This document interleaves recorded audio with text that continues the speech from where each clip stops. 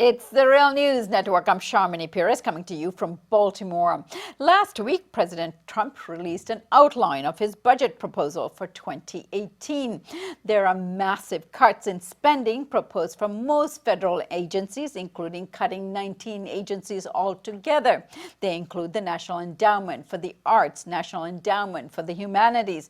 Anything that smells of environmental protection has been cut, and anything with social safety mandate has also been grossly reduced or cut. Foreign aid cut. Nutritional assistance programs for women and children under the Agriculture Department cut as well.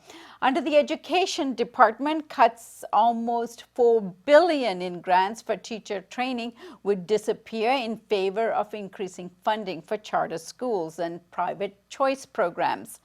Meanwhile, military spending will be increased by $54 billion, and there is also an increase of $2.8 billion for Homeland Security, including an initial down payment for building the wall between us and Mexico. On to talk about all of this with me is Professor Robert Pollin. He is Distinguished Professor of Economics and Co-Director of Political Economy Research Institute at the University of Massachusetts Amherst. He's the author of several books. His latest is Greening the Global Economy. Bob, thank you so much for joining us today. Very nice to be on. Thank you, Sharmini. So, Bob, last time you were on the Real News, that was just after Trump's address to the Joint Congress in February, where Trump proposed dramatic increases in military spending, a dramatic increase in infrastructure spending, while reducing taxes. And you had concerns about that, about how he was going to pay for it. So what does the proposed budget now tell us about how he's going to pay for these increases? Actually, almost nothing. The budget document, which I was just reviewing this morning, is very thin on details. It's maybe a bit more detailed than a tweet, but as these budget documents go, it is very superficial. Nevertheless, the things that you raised, that does come through clearly with respect to what his priorities are. And in terms of increasing the military budget, which is obviously the number one priority and the main area of expanded spending, the way that he is proposing to pay for it is to cut everything else. And you enumerated very well the areas that he wants to cut. So anything to do with social spending, anything to do with environmental protection, education, all of those things go under the knife in order to expand military spending. So let's dig down into one that's close to your heart, Bob, and that is the environmental protection and green jobs, creating green jobs and so on. A 31% cut to the EPA's budget. And then I understand from other departments, there's also targeted cuts when it comes to the environment. For example, the State Department almost all of those cuts are related to anything to do with climate change, the Paris Agreement, anything of that sort is being cut. So give us a sense of the depth of that cut and what it will mean for our environment and for our programs that should be looking at greening our economy. Well, it's nothing short of disastrous. There's really no other way to say it. I mean, if we take climate science seriously, and of course Donald Trump doesn't take climate science seriously, he doesn't take science seriously. The cut, as you said, it's interesting when you work your way a bit through the details agency by agency, because there are environmental programs, climate change programs embedded in the different agencies. It's very clear that Trump gave instructions to the people writing this budget document to find any place where there is a significant amount of spending going on with respect to environment and climate change, and to cut it. So if you look at the Department of Energy's budget, the Department of Energy's budget plays a very important role, especially in promoting new technology and the diffusion of green technology for renewable energy and energy efficiency. Basically, he wants to wipe that out altogether. And as you said, with respect to the State Department spending per se on climate issues is not a huge amount of money, but it is obviously a punitive cut that Trump wants to impose on the State Department's budget in this area. So it's very clear, as it was clear in his appointments, his cabinet appointments, that it is a very high priority of Trump to do everything to reverse any kind of policies to defend the environment and combat climate change. Now, Bob, they've indicated that this is just an outline and there's more to come. But what we have so far, how is he going to pay for all of these while cutting taxes? Right.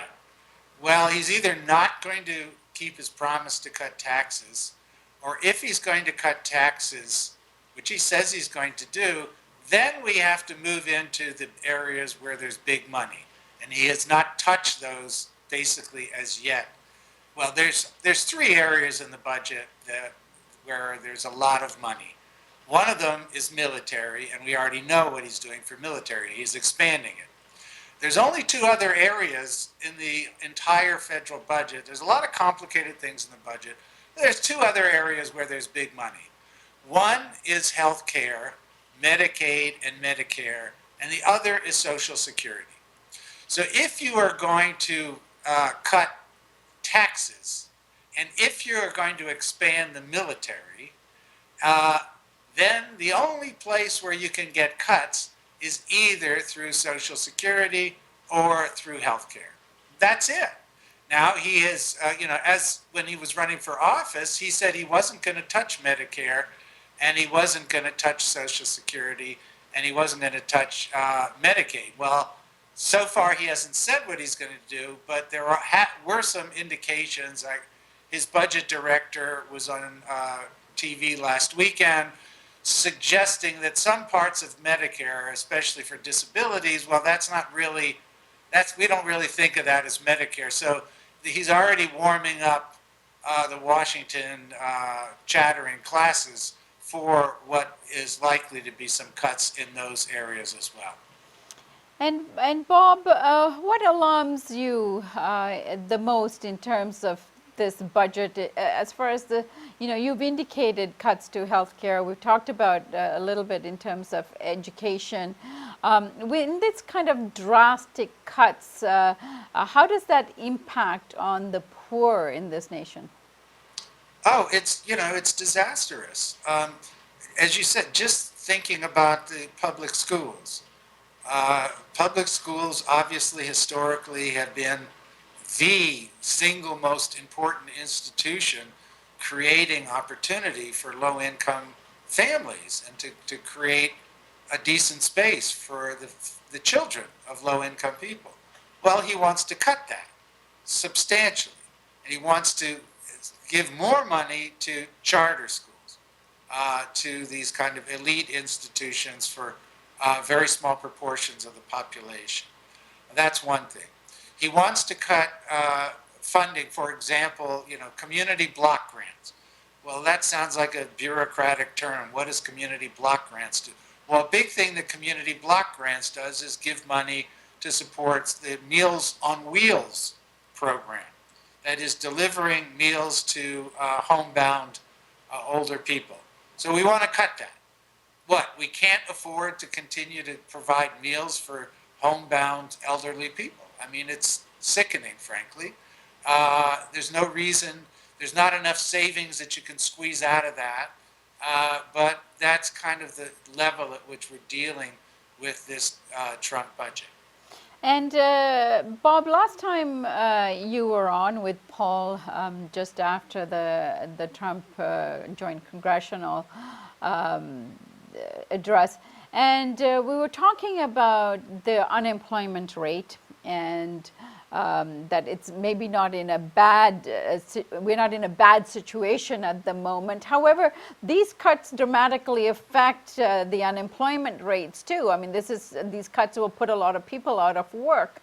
What does that mean in terms of our future here, in terms of unemployment? Well, look, the state and local governments are the biggest single employer in the United States. State and local governments basically hire people to work in the areas of healthcare and education. So if we're going to start cutting healthcare and education, that is going to mean cuts in jobs. Now, even if you say you're going to, okay, we're going to increase spending on the military. Well, military creates jobs at only about half or less than half the rate of spending on healthcare and education. For example, spending on education on average generates about 23 jobs per $1 million of spending, whereas spending on the military only creates 11 jobs. So the more we transfer money out of healthcare, out of education, out of social services, that will also then directly affect negatively job opportunities in the country. And will it be compensated by more increased job numbers as far as the military is concerned? Well, spending on the military goes up, so employment within the military goes up, but you get fewer jobs in the military. So this notion that's always been used to support military spending, that okay, it's great for defense, but it's also really good for jobs. It's actually bad for jobs relative to the other things that the public sector spends on. Healthcare, education, or even infrastructure spending, and certainly investing in the green economy are all much better sources of job creation than the military. And you've dug into the numbers in terms of what it would take to transition people from, say, dirty jobs to clean green jobs, and you found that it does pay off to make those investments in terms of a green economy and the transition. Talk a little bit about it concretely, because for a lot of people it's hard for them to imagine, or some of these things seems abstract. But how does that transition actually work? Well, if you spend $1 million on retrofitting buildings, for example, which is probably the single best way to reduce greenhouse gas emissions in this economy today. But believe it or not, I know it doesn't sound exciting, but retrofitting buildings to make them operate more efficiently is a very high source of job creation. So if you spend $1 million on retrofitting buildings, you're going to get about 20 jobs out of that. Whereas if you spend it on the military, again, you get about 11 jobs. So it's twice as many jobs per dollar we're spending. And we are basically defending our future by promoting climate stabilization by doing those things. It's true, as Trump has touted over and over again, when we pursue a green investment strategy, it will mean that there are fewer jobs for coal miners, for example, or anything to do with the fossil fuel sector. But actually, there are not that many people employed in the fossil fuel sector. For example, in the coal industry today, there's only 66,000 people altogether in the coal industry. If we pursue a strong green, positive green agenda, we can generate in the range of 3 million jobs a year. And there will also be plenty of jobs available to transition people who are presently the 66,000 people who are employed in coal, to move them into decent green jobs. Oh, and by the way, one of the other things that Trump wants to cut is job training in the Department of Labor. One of the big areas of job training is precisely to transition people, to provide them with a just transition out of fossil fuel jobs and to get them ready, prepared for good jobs in the new green economy. All right, Bob, I think there's so much more to talk about, and as the budget proposal is getting debated, we hope to have you back here for some analysis. Thank you so much for joining us today. Okay, thanks very much for having me, Sharmini. And thank you for joining us here on the Real News Network.